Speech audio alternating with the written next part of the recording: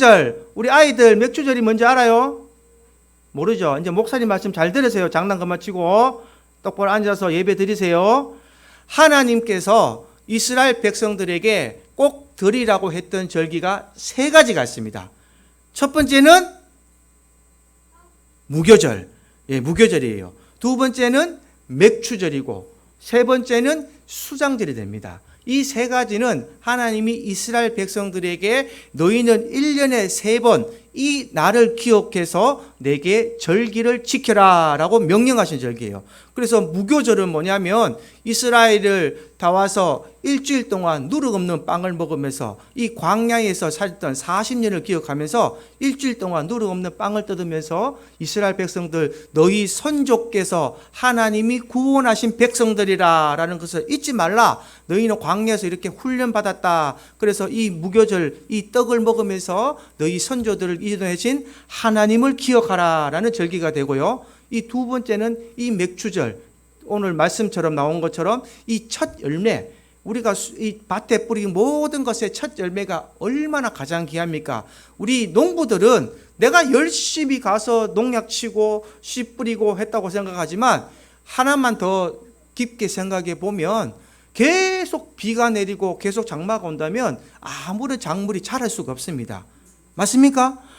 때에 따라 비가 내리고 때에 따라 햇빛이 들어야 내가 심은 밭에 농작물이 자라고 열매를 맺을 수 있는 거예요. 그래서 우리는 하나님을 믿는 민족이기 때문에 그 알맞은 일기와 그 날씨를 주신 하나님이 도와주셨으므로 이런 열매가 맺었다라는 것을 알기 때문에 그 하나님께 감사를 드리는 겁니다. 그래서 첫 열매를 거둠으로써 그 절기를 지켜서 하나님께 감사를 드린다. 그리고 마지막 세 번째 수장절은 뭐냐면요. 그러고 난 뒤에 우리가 1년 동안 지은 농사가 이렇게 있고 열매가 있으면은 그것을 가장 기쁠 때가 언제일까요?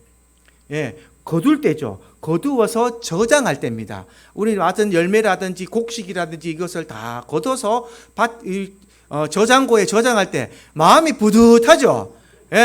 여러분 창고에 뭐 양파 없다가 양파 생기면 두둑하고 쌀이 막 쑥하면 마음이 뿌듯하잖아요. 이거 먹고 살면 되니까. 그때도 하나님께 감사를 드리라라는 것이 이 세 가지 절기를 하나님께서 주셨습니다. 그래서 오늘은 그 두 번째 절기 맥추절입니다. 그래서 말씀의 주제는 뭐냐? 우리가 늘 감사해야 되지만 특히 이런 절기 때는 빈손으로 보이지 말고 더욱더 감사를 해야 되는 거예요. 할렐루야. 물질은 제가 제2의 생명이라고 말씀드렸잖아요. 물질은 우리의 제2의 생명입니다. 그래서 내가 내 생명을 드릴 수는 없으니까 내 물질을 드림으로써 하나님께 감사드립니다. 내 모든 것을 다 드려도 하나님 앞에 아깝지 않습니다라는 의미를 담고 있습니다. 그래서 이 맥추절 오늘 드린다라는 것을 잘 기억하셔서 오늘 이 맥추절에도 오늘 하나님 앞에 감사하는 마음으로 살아가는 여러분들 되기를 주님의 이름으로 축복합니다. 오늘은 역대상 16장 34절 36절 말씀에 이 다윗의 감사에 대해서 말씀을 나누기를 원합니다. 이 다윗의 감사는요 오직 감사뿐입니다. 다윗의 신앙은 오직 하나님께 감사를 드린 신앙이었습니다. 요즘 유행하는 것 중에 이 마일리지 서비스라는 것이 있죠. 아마 여기 있는 권사님들이나 집사님들이나 누구라도 이 마일리지 쌓이는 카드 하나도 없는 분 없지 믿습니다. 은행 카드가 있을 것이고요. 또 주유 카드가 있을 것이고 또 화장품 카드나 슈퍼마켓에서도 무엇을 사면 마일리지가 쌓입니다. 그리고 일정 이상 금액이 되면 뭐 보상금을 막 주죠. 휴지라도 한 대 주고 뭐 음료수라도 한 개 더 주고 하는 이런 것이 되는데 이런 이 누적 상품, 누적 보상 제도가 많이 유행을 하고 있습니다. 특히 살아가면서 누적되면 될수록 근데 좋은 것이 있고 또 누적되면 손해인 것이 있습니다.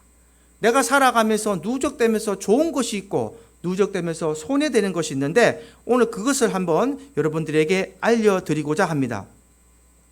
사람이요 많이 웃으면 다른 사람 머릿속에 좋은 인상을 시켜낸답니다. 여러분 사람들 만날 때 꼭 웃으시기 바랍니다. 할렐루야. 많이 웃으시면 다른 사람들 인상에 좋은 인상이 누적됩니다. 그리고 또 많이 걸으면 어떻게 될까요? 건강이 누적됩니다. 여러분들 많이 걸으시면 하루에 30분 이상만 걸으셔도 당뇨가 예방된다는 말이 있거든요. 그래서 많이 걸으시면 건강이 누적됩니다. 또 칭찬이 누적이 되면 점점 밝은 사회가 되는 거예요. 내가 아이고 참 잘하십니다. 아이고 어떻게 이런 생각을 다 하셨습니까? 아이고 지혜로우십니다. 아이고 음식이 참 맛있습니다. 아이고 내 입에 착착 맞습니다. 이런 칭찬을 자꾸 하면 이 점점 밝은 사회가 되죠. 또 책을 많이 읽으면 어떻게 될까요? 마음의 교양과 품위가 누적이 됩니다. 그리고 약속을 지킬 때마다 이런 신용이 자꾸 쌓이게 되는 거예요. 제가 지금까지 쭉 읊어드린 것은 쌓이면 쌓일수록 아주 좋은 마일리지가 되는 겁니다. 자, 그래서 이 무엇보다 하나님께 감사하면 하나님의 은혜가 누적이 됩니다. 할렐루야. 하나님의 은혜가 깨닫게 되는 거예요. 그래서 오늘 감사를 많이 하시는 여러분 되기를 주님의 이름으로 축복합니다. 이 마일리지의 특징이 있습니다. 이 첫 번째 특징은요, 몇 번에서는 별 효과가 안 나타나요. 여러분들 시장에 가서 마트에 가서 쌓이는 그 마일리지 몇만 원치, 몇십만 원치 사면 몇백 원 쌓이죠. 몇십 원 쌓이잖아. 그죠? 예. 그래서 요즘에는 그 요구르트 하나 사 먹을 돈도 안 쌓여요. 마트 가서 20만 원, 30만 원치 사기는 되게 쉬운데 마일리지 쌓인 거 딱 보면은 200원, 뭐 300원 이렇게 쌓이더라고 보니까요. 1%도 안 쌓이는 것 같아요. 많이 적게 쌓이는데 이런 거 보면 마일리지가 처음에 갈 때는 잘 안 쌓입니다. 그러나 계속 하면 할수록 어떻게 됩니까? 많이 쌓이죠. 많이 쌓이게 됩니다. 예전에 우리 아버지가 약국을 하셨을 때에 아버지는 카드를 쓸 줄만 알지 카드를 어떻게 활용할 줄을 모르셨어요. 그래서 아버지가 이제 약국을 그만두고 나한테 오니까 마일리지가 한 20만 점이 쌓였더라고요. 카드 쓰시면 쓰였지 한 번도 사용하지 못하더라고요. 그래서 제가 옛날에 그걸로 뭐 샀냐면 막 마일리지로 살 수 있는 게 많아요. 카드 회사에 연락하면은. 그래서 내가 그 포인트로 등산 장비도 사고 쌀떡도 사고 몇 개를 막 내가 주문했었다고요. 그래서 기분이 좋더라고요. 공짜 끝에 가지고. 마일리지는 이 처음에는 모르지만 많이 쌓이고 나면 아주 큰 혜택으로 돌아오는 것이 마일리지가 되는 것입니다. 그래서 이 마일리지를 많이 쌓으시는 여러분들 되기를 주님의 이름으로 축복합니다. 이 마일리지가 많이 쌓으셔야 돼요. 감사가 많이 쌓이시면 여러분들 인생에서도 여러분들 삶에서도 또 여러분들의 주위에 있는 분들이 여러분들로 말미암아 아주 행복한 삶을 살게 된다라는 것을 기억하시고 오늘 본문의 다윗이 하나님께 너무나 감사해서 드린 오늘 감사의 기도문입니다. 다윗은 왕이 되어서 가장 먼저 한 일이 무엇이었을까요? 다윗은 왕이 되면서 가장 먼저 한 일은요, 이 하나님의 언약궤를 예루살렘으로 옮기는 거였습니다. 하나님의 언약궤가 곧 하나님의 임재를 상징하는 곳이었기 때문에 다윗이 왕이 되고 난 뒤에 가장 먼저 하시는 이 언약궤를 예루살렘으로 옮기는 일이었어요. 그래서 법궤를 예루살렘으로 옮기고 다윗은 너무나 감격해서 감사의 노래를 들읍니다. 그것이 바로 오늘 읽었던 내용입니다. 여호와께 감사하라. 그는 선하시며 그 인자하심이 영원하니로다. 너희는 이르기를 우리의 구원의 하나님이여 우리를 구원하여 만국 가운데서 건져내시고 모으시사 우리로 주의 성호를 감사하며 주의 영예를 찬양하게 하소서 할지어다. 여호와 이스라엘의 하나님을 영원부터 영원까지 송축할지로다. 아멘. 다윗이 오늘 이런 언약궤를 모시고 난 후에 감사의 기도를 드렸습니다. 그래서 우리가 할 일은 오직 감사뿐입니다. 자, 그러면 우리는 어떤 감사를 이제는 앞으로 드려야 될까? 오늘 말씀을 통해서 정리를 해보겠습니다. 첫째로는요, 과거의 삶에 대한 감사를 하기를 원합니다. 여러분들 살아오셨던 그 삶에 대한 감사가 먼저 이루어져야 되는 것입니다. 얼마 전에 제가 갔다 왔던 그 빌리그램 전도 집회를 했을 때에 언제나 따라다니던 한국 출신 맹인 성악가가 있었어요. 한국 출신에 있는 맹인 성악가가 있었는데 그분이 이런 말을 했답니다. 사람들은 맹인인 나를 인도해 줄 때 100m 앞 전방에 뭐가 있다는 말을 하지 않습니다. 다만 눈앞에 물이 있으니 건너뛰라든지 층계가 있으니 올라가라고만 말합니다. 나는 그 인도자의 말만 듣고 따라가면 안전하게 목적지에 갈 수 있습니다. 라고 말했답니다. 하나님도 저와 여러분들을 그렇게 인도하실 줄 믿습니다. 할렐루야. 우리는 10년 앞을, 20년 앞을 모릅니다. 여기 계신 권사님들보다 제가 먼저 갈 수도 있고, 또 10년, 20년 뒤에 우리가 어떻게 바뀔지 아무도 알 수 없는 것이 우리 인생사지 않습니까? 우리는 너무 먼 미래를 바라보지 말고 한 계단 한 계단 내 눈앞에 있는 이 삶을 보면서 하나님의 인도하심을 따라가나 하나님을 믿고 순종하며 살아가면 우리는 반드시 하나님께서 만들어 놓으신 목적지에 도달할 수 있을 것입니다. 그 목적지를 바라보고 가는 여러분들 되기를 주님의 이름으로 축복합니다. 우리는 태어났던 때부터 지금까지 하나님의 인도를 받으면서 여기까지 오게 되었습니다. 그래서 다윗은 이러한 마음을 가지고 감사의 기도를 드릴 수밖에 없었죠. 이 다윗은 과거에 목동이었습니다. 목동. 말 그대로 그냥 형들한테 다 쫓겨서 막내로 태어나서 형들이 하기 싫은 이 목자의 일이 얼마나 지루한지 아십니까? 막에 양을 다 풀어놓고 늑대를 올까 잠을 잘 수도 없고, 양이 누가 혹시 양들이 있을 때에 늑대가 와서 물어 죽일까 싶어서 잠도 못 자고 하루 종일 지키는 일이 목자의 일입니다. 얼마나 지루하고 힘든 일이었습니까? 형들도 하기 싫은 거예요. 그래서 제일 꼬붕이 다윗에게 시켰을 때에 다윗은 그 목자의 일을 묵묵하게 했을 때에 그 한치 앞을 다윗이 이 이스라엘의 왕이 될 줄 어떻게 알았겠습니까? 자기가 주은 그 일에 묵묵히 자기가 나갔을 때에 하나님께서는 결국 이스라엘의 왕으로 세우셨다라는 것을 기억하시기 바랍니다. 그러니 다윗은 완전 기적 같은 일이 일어났죠.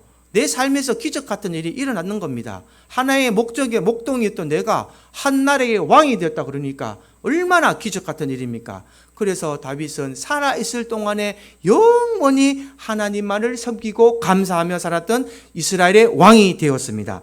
그래서 이 다윗은 이 감사의 감격 노래를 할 수밖에 없는 거예요. 하나님의 언약궤를 예루살렘에 옮겨놓고 나니 감격의 감사 노래를 드린 겁니다. 그리고 백성들에게도 죄악 가운데서 건져내신 하나님의 구원을 잊지 않기 위해서 당부를 하고 있습니다. 이 말이 뭐냐면요, 과거를 잊지 말라라는 것입니다. 하나님께서 내게 과거에 어떠한 은혜를 베푸시고 여기까지 현재까지 인도하신 것을 잊지 말고 감사하는 삶을 살아야 된다라는 것이 지금 다윗의 감사기도의 내용입니다. 그래서 하나님이 부르시지 않았다면 우리는 어디에서 무엇을 하고 있겠습니까? 이 자리에 모이지 않은 불신자들을 긍휼히 여기시는 마음을 가지시고 하나님의 나의 나 된 것은 전적인 하나님의 은혜입니다 고백하는 여러분들 되시기를 주님의 이름으로 축복합니다. 내가 스스로 된 것이 아니라 나의 나 된 것은 전적인 하나님의 은혜다라고 말씀하시기 바랍니다. 그래서 하나님의 은혜를 베푸신 과거가 있었기에 오늘 저와 여러분들이 있는 것입니다. 그러기에 감사하는 삶을 살아가시기를 주님의 이름으로 축복합니다. 둘째는요, 그러면 현재의 은혜를 감사하는 삶을 살아야 됩니다. 과거의 은혜를 생각하면서 감사를 했다면 또 두 번째로는 현재의 나의 은혜를 생각하는 감사입니다. 어떤 부인이 7살 애를 데리고 이웃집에 갔대요. 근데 이웃집 부인이 아이에게 너 너무 이쁘다 아이야 그러면서 사과를 하나 주었습니다. 근데 아이가 고맙습니다 말도 안 하고 사과만 얼른 받아버렸대요.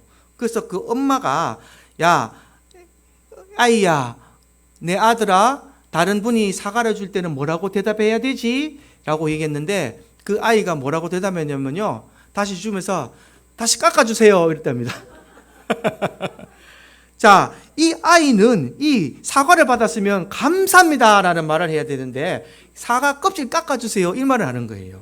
이 모습이 7살 난 아이의 모습일 뿐입니다. 그러나 이 말씀에 대해서 가만히 예고를 듣고 난 뒤에 저와 여러분들이 혹 이런 모습이 아닌가 한번 현재의 모습을 되돌아보는 시간을 가지기 바랍니다. 하나님께서는 저와 여러분에게 많은 은혜와 사랑과 위로를 베풀어 주고 계신데 하나님께서 우리에게 사과를 주려는 맛있는 음식을 주는데 하나님에게 감사합니다라는 것이 아니고 하나님 사과 좀 깎아주세요 이러진 않는가? 우리의 모습인 줄 한번 되돌아보시고 오늘 우리 삶을 한번 점검해 보시기 바랍니다. 현재를 생각하며 감사할 수 있는 사람이 바로 은혜를 아는 사람입니다. 현재를 감사합시다. 나는 감사할 일이 전혀 없습니다 하는 사람들 지금 세상에 나가면 너무 많습니다. 감사할 일이 뭐 있습니까? 라고 얘기해요. 오히려 이 젊은 사람들은 이 땅에서 살아가는 이 대한민국이 이 조국에서 살아가는 것에 대해서 감사가 없습니다. 우리 할머니가 옛날에 저한테 했던 말이 생각나요. 할머니가 저한테 어릴 적에 어떤 말을 많이 줬냐면, 할머니는 일제시대 얘기를 많이 해주셨고 또 6.25 때 피난 얘기를 그렇게 많이 하셨어요. 왜냐? 본인이 그걸 겪으셨기 때문에. 그러면서 인서가 하면서 왜 그러니까 나중에 그 하나님 말씀, 아버지 말씀, 할머니 말씀 중에 뭐가 떠오르냐면, 나라가 있는 것에 감사해라. 네가 교회 다니고 이렇게 걸어 다니는 것에 감사해라. 지금 우리 어느 온국이 얘들한테 이 얘기하면 애들이 알까요, 모를까요? 전혀 모른다고 생각합니다. 이 나라 없는 서름, 그 다음에 이 공산당에 우리 그 할머니, 우리 친척들은 옛날에 전라도에 사셨어요. 그래서 우리 할아버지의 큰아버지는 실제로 그 공산당에게 죽창에 찔려서 돌아가셨습니다. 실제로. 예, 우리 할머니한테 들었는데, 저한테는 증조 큰아버지가 되겠죠. 그러니까 우리 할머니의 그 아주버님이라 그럽니까? 아주버님이겠죠. 그러면 옛날에 그렇게 막 돌아가셨어요. 그러니까 그런 무서운 시대를 사셨기 때문에 이 공산당이 무섭고 이 나라 없는 서름과 그게 되게 무섭기 때문에 항상 감사를 할 때에 하나님이 이 나라를 독립시켜 주시고 하나님께 예배 드리는 것만도 감사해야 된다고 저한테 가르쳤습니다. 그래서 저는 그 시대를 겪지는 않았지만 지금도 그 감사가 조금 해요. 저도 느껴진다는 겁니다. 여러분, 지금 우크라이나 전쟁 한번 보십시오. 우크라이나 전쟁에 믿는 기독교인들이 우리에게 호소하는 게 뭐냐면요, 성경책 보내달라고 호소를 한다니까요. 선교사님들한테. 얼마나 무서운 얘기냐면, 내가 하나님께 예배를 드릴 수 있어도 예배를 드릴 수 없는 환경이니까 얼마나 답답하고 힘들겠습니까? 여러분이 살아가는 그 감사가 하나님께 꼭 드려야 되고, 현재의 하나님께 예배 드릴 수 있고, 옆에 주위의 형제 자매들이 와서 우리 일주일 동안 이렇게 건강한 모습 보고 대화 나누는 것도 감사한 줄 믿습니다. 할렐루야. 늘 감사의 삶을 살아가시기를 주님의 이름으로 축복합니다. 요즘은 이 성인병 때문에 많은 고생들을 하시죠. 예. 대부분의 성인병은 이 혈관이 막혀서 생기는 병이라고 합니다. 당뇨가 그렇고요, 고혈압이나 동맥경화, 통풍, 이 모든 것이 혈관이 막혀서 생기는 병이라고 합니다. 이 혈관을 근데 이 막히는 병을 예방하는 방법이 있대요. 첫째가 뭐냐면요, 한 가지는 운동을 많이 해서 근육을 쇠퇴시키지 않는 방법이 있습니다. 그래서 근육이 탄력이 있으면 피의 흐름이 원활해지는 것이에요. 근데 운동하기가 쉽지 않죠. 나 맘먹고 해야 되는데 쉽지 않죠. 그래서 오늘 더 좋은 방법을 내가 여러분한테 알려드리겠습니다. 운동 좀 하기 싫어하고 시간이 잘 안 나는 분들은 그러면 두 번째 방법을 세우기 바랍니다. 또 한 가지 방법이 뭐냐면요, 뇌를 활성화시키는 방법이 있답니다. 이 뇌를 활성화시키는 방법이 뭐냐면요, 인간은 모든 활동은 뇌의 통제를 받고 또 면역체의 기능 역시 뇌의 명령을 받아 통제가 된답니다. 그러면 뇌를 활성화하려면 이 플러스 발성을 하라는 것입니다. 도움이 되는 플러스 발성. 매사를 부정적으로 생각하고 또 머리를 싸매고 걱정에 빠지면요, 이 뇌 속에 있는 이 모르핀이라는 이것이 분비가 중지가 되어버린대요. 어떻게 된다고요? 매사 걱정하고 생각에 잠기고 부정적으로 생각하면 뇌 속에 있는 이 모르핀이라는 것이 중지가 되어버린답니다. 이렇게 중지가 되니까 혈관이 막히고 더 내 몸이 더 어려워지는 거예요. 그래서 의학 박사들은 이렇게 얘기합니다. 사람이 건강하고 정신관리만 제대로 해도 120세까지 너끈하게 살 수 있다. 할렐루야. 이렇게 얘기한답니다. 그러나 영혼의 문제, 영원한 생명의 문제는 이보다 더 중요한 문제입니다. 감사가 없는 신앙생활은 일종의 동맥경화라고 말할 수 있는 거예요. 여러분, 감사를 계속 하시면 이런 정신병이 치료가 된다는 말입니다. 정신 속에 있는 내가 있는 이 혈관이 막히는 병이 치료가 되는 역사가 일어난다. 이것은 제가 하는 말이 아니고 의학적으로 밝혀진 얘기입니다. 그래서 감사가 막히면은 중병에 걸리게 된다라는 것을 기억하셔서 늘 감사하시고 이 하나님께 감사하시면 이 정신적으로 맑아져서 우리 병도 치료받는 놀라운 역사가 일어난다. 그래서 우리가 누릴 수 있는 가장 큰 축복의 삶이 뭐냐면요, 그리스도 안에서의 삶이 되는 것입니다. 저와 여러분들은 지금 이 그리스도 안의 삶에 살아가고 있는 줄 믿습니다. 할렐루야. 여러분들과 저는 지금 현재로서 이런 그리스도 안에 살아가고 있는 것입니다. 그래서 내가 주 안에서 살고 있다는 이 사실만이 바로 축복이 되는 거예요. 그것이 바로 감사할 일이 되는 것입니다. 현재 삶의 어려움이나 환경에 좋지 않은 이 모든 것이 어렵다 할지라도 주 안에 살고 있으므로 감사하고 있는 저와 여러분들 되시기를 주님의 이름으로 축복합니다. 자, 그러면 과거도 감사하고 현재도 감사하면 세 번째는 미래도 감사하는 삶을 살으셔야 되는 거예요. 앞으로 되어질 일에 대해서도 감사하는 삶, 미래를 바라보는 감사가 반드시 동행되어야 할 것입니다.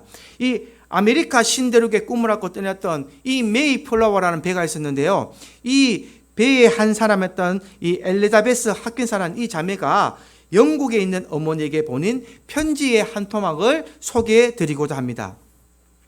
이 안에서 지금 아메리카 대륙을 계속 가야 되는데 땅은 보이지 않고 힘드니까 이 자매가 편지를 썼습니다. 누구에게요? 선장하고 사람들한테 이렇게 씁니다. 우리들은 항해 출범 두 날 후 가지고 있던 식량의 거의 전부를 다 소모하게 되었습니다.